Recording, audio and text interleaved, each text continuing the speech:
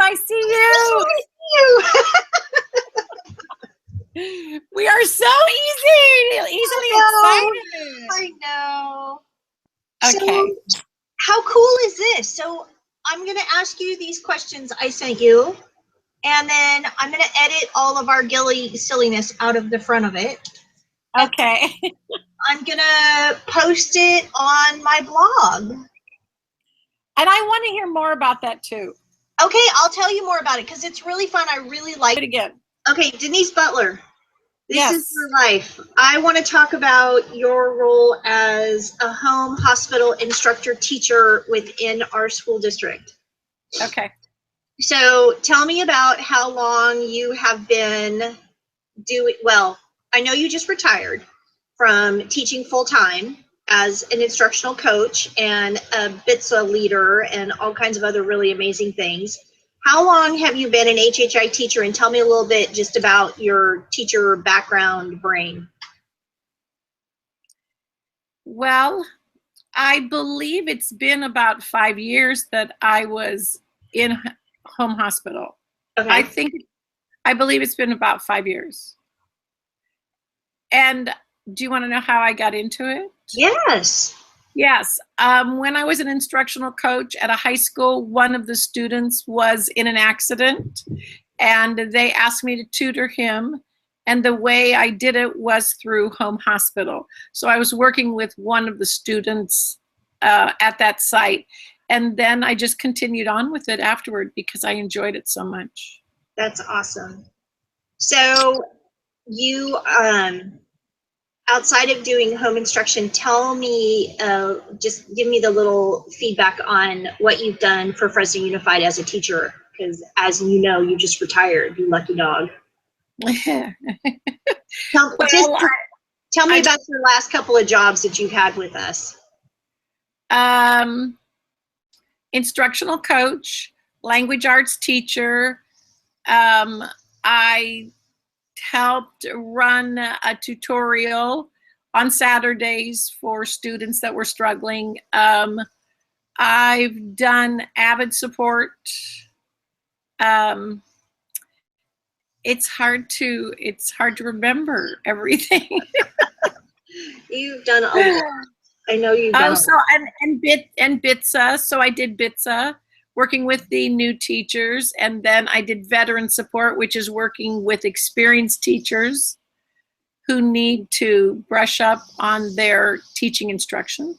That's awesome. Cool. Okay, so about home instruction, how do you use technology for HHI? When we're talking about home instruction and helping those kiddos that are stuck at home, how do you think we can best use technology to support those students? The first thing I did was I went to state standards. So I found out what grade they were in. I went to the state standards and I saw what the expectations were for that student. Mm-hmm. So that would have been the first thing I did using the computer. And then I really think that what I did was I did research on activities that were at their level, but that were going to be easy for them to do with a minimum amount of instruction and more time for them to spend on it. So I think that with the computer, I was able to really research what was easiest for them to do that was at their level in each curricular area. Cool. And it really is a case-by-case basis, isn't it? Depending upon what that child needs. Yes, and what their background is. We've in home hospital, we have special ed. Right. Plus, we have students that if they're hurt, I can't ask certain students to write a 3-page essay when guess what? They broke their arm and they can't write at all. So It really is case by case. Right. That's always very interesting when they have both arms broken. It's like, how do they do any work at all? Anyway, okay. Next question. How do you think technology has changed the impact that HHI can have from keeping a student? And how do we keep that student current with the rigor that they would be getting in the classroom, but obviously they're at home? how do you think technology has really changed how we impact that student's learning while they're with us on home instruction? I think just using my last student as an example, it was really great for me. She was in 5th grade. She's studying, she was doing colonial America. It was great for us together and for her on her own to go to some of the great sites that they have about colonial America. We could sit and look at those together, and then we could incorporate that by attaching it to a book that she was able to read while, you know, she was doing homework. And there's everything is accessible with the computer.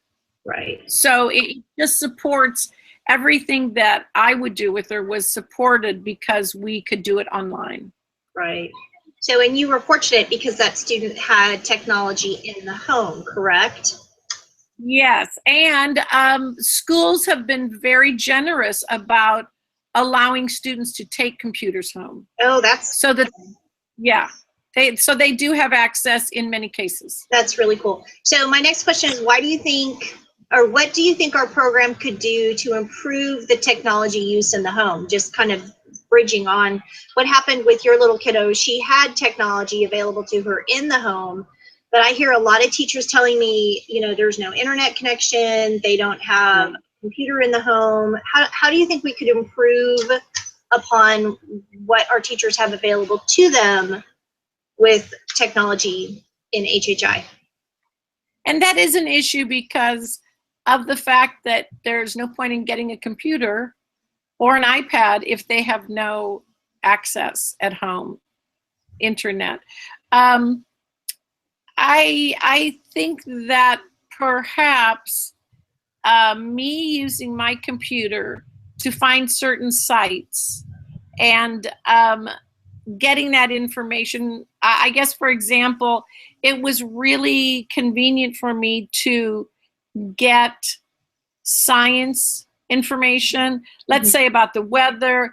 I did a lot of printing things out so that she could do those. But, you know, that wouldn't be technology for her to use, but it does give me access to a lot more activities and things than if I had to get books or that sort of thing. So I think it just makes activities more accessible for the instructor. Right, that's cool.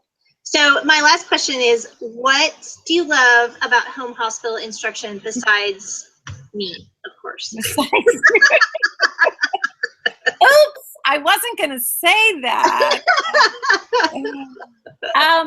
You know, I personally, I didn't have a classroom because I was an instructional coach. So it gave me an opportunity to work with students, especially the one-on-one. And some students just thrive in the one-on-one because they haven't ever had it. And if they are struggling students at all, it just makes things so wonderful to sit there and explain it to them and have them say, oh, I get that.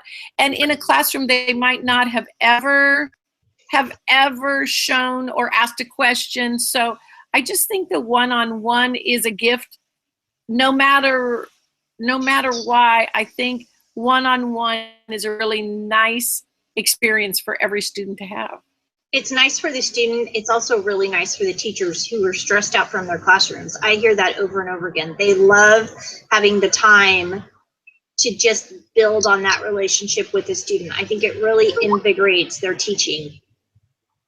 And in addition to that, it creates a relationship with the family, and that carries over so that when a student goes back to school, it's really nice for the family to have made a connection. And, you know, they may act a little differently with the student's teacher at school because they realize that as a teacher, I'm just like, you know, every other teacher. Just a person. But they've gotten to know me personally. Right. I think it helps them to understand how to advocate for their students' learning. And I think that that's really a key piece, especially in our district with our social economic families that we are supporting. I don't think they understand truly, in so many cases, how to advocate for their own child. Right. Right. Oh, absolutely. And they don't, I just also think that not creating a relationship with a teacher partially is the teacher's responsibility. But once the family sees how it is advantageous for them to have a relationship and be able to ask questions and feel open about it, it just changes that dynamics between the teacher and the student and the parent. That's awesome. And I think that's a really good place. We can close on that, I think. You are just awesome. Thank you so much for taking the time to do this. I'm going to post this on my website, lisagreider.com. You can check it out. Okay. And we'll talk again real soon. Good. I appreciate that. And yes, I do want to talk about your blog. So I will go to that and see what I can see. Okay. Definitely. Check it out. Thanks, Denise. Thank you, Lisa. Bye-bye.